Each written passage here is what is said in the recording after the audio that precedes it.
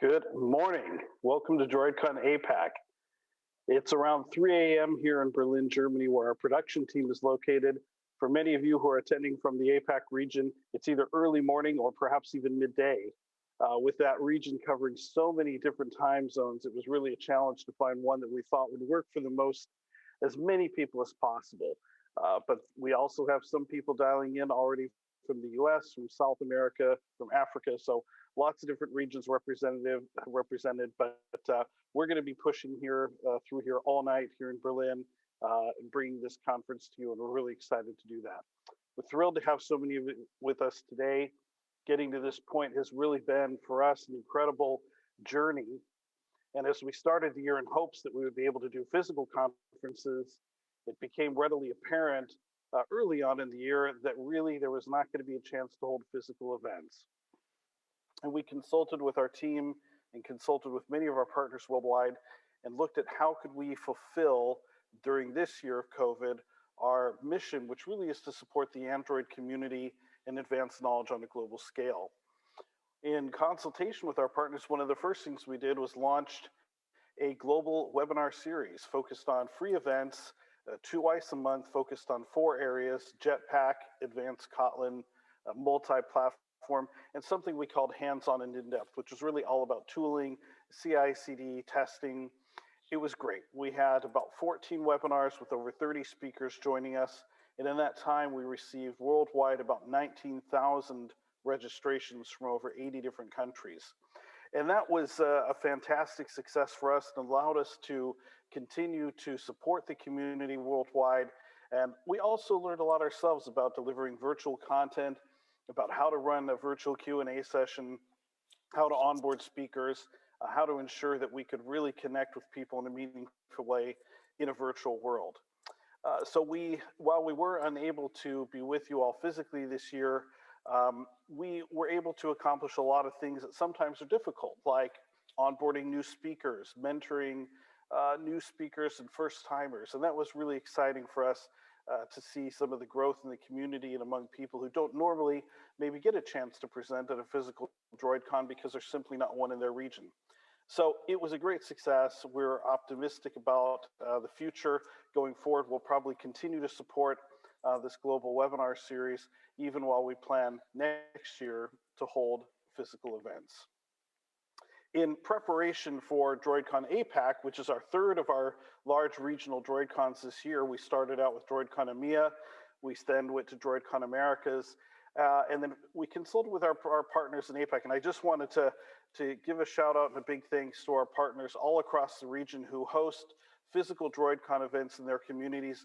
Of course, you'll see some of these have taken place in years past. Bali and Islamabad were supposed to be new this year, weren't able to take place, unfortunately, but they've really been fantastic supporting the droidCon APAC virtual show, and we look forward to seeing all of you in those communities. Those of you who are dialing in today over the internet, we look forward to seeing you next year physically in Bali and Islamabad, and of course, all of the other locations with all of our partners there.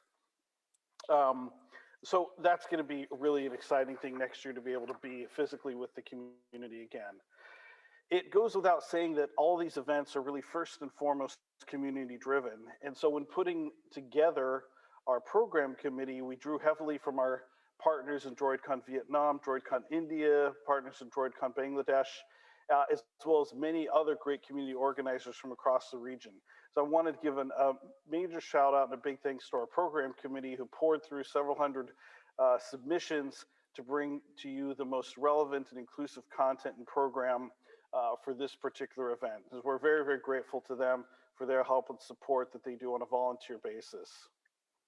In addition to the program committee, certainly without our sponsors and partners, corporate partners, an event, a streaming event, a virtual event like this, of this magnitude, really is not possible without our corporate partners making an investment in you, the community, and in our ability to bring this content to you. We're grateful to them. Many of these companies have tools and services to help you speed up your development, create better apps, more secure apps. And so please take a minute while you're at the conference for the next 2 days to drop by on the sponsor pages. check them out, make some contact with the people who are there and representing them, or at least just drop them a quick thank you note to thank them for supporting this particular event and making it possible.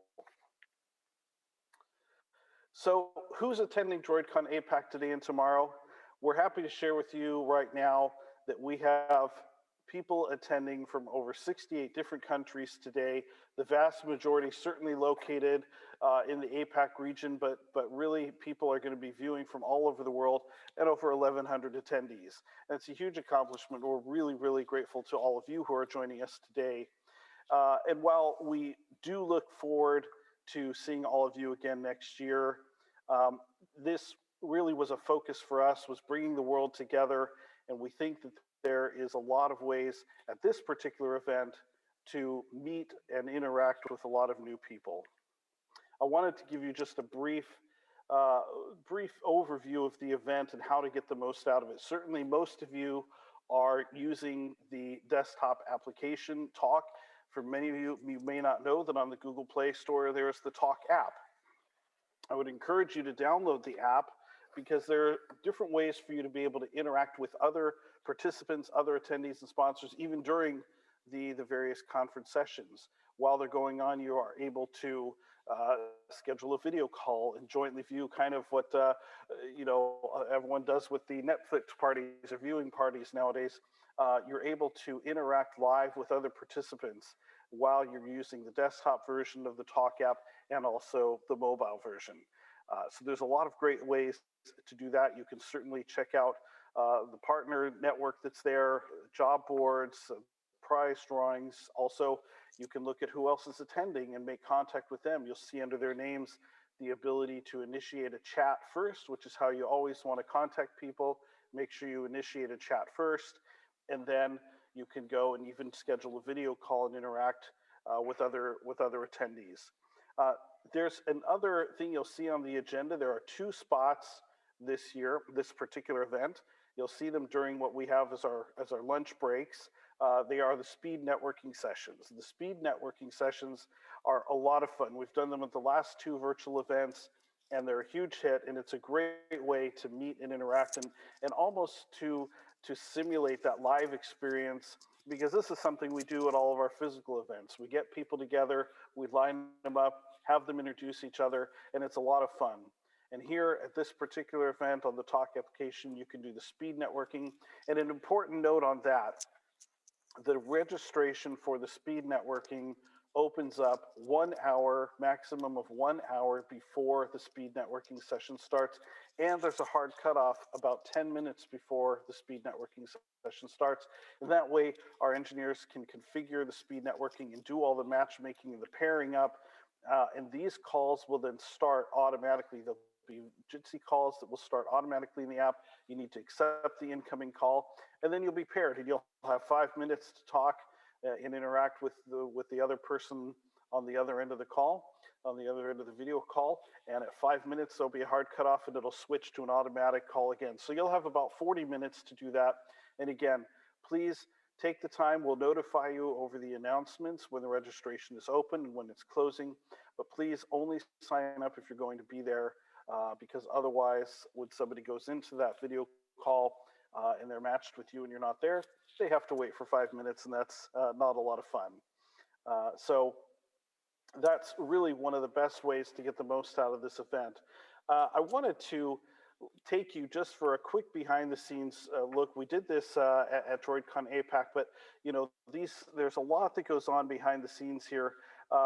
You'll notice very quickly that I am in a very large, empty, white hall all by myself. I'm accompanied by our droidy friend here from droidCon Berlin, but I just want to give you a brief view of what goes on behind the scenes. And so in keeping with all of our corona rules and hygiene measures, I'm going to put on my mask and just take you for a quick behind the scenes view of what we have going on here. So bear with me. And I'm going to take you on a quick journey. You'll see here behind me, I'm just in a very, very large empty hall. And I'm going to take you over to our production crew, and you can see a little bit about what's going on here behind the scenes. As you'll see, we have our main production crew here working hard. We have the main session starting in an hour, so many of the droidCon staff and crew is not here right now, but you can see this is certainly quite the setup that our great partners from M Events have set up here to bring all of this content to you. So, and they do a great job, and we're really grateful for their technical support and all that they've done to help bring this event to you and make it possible. So it's a little bit behind the scenes view of what goes on here at droidCon APAC and with our production team. There we go.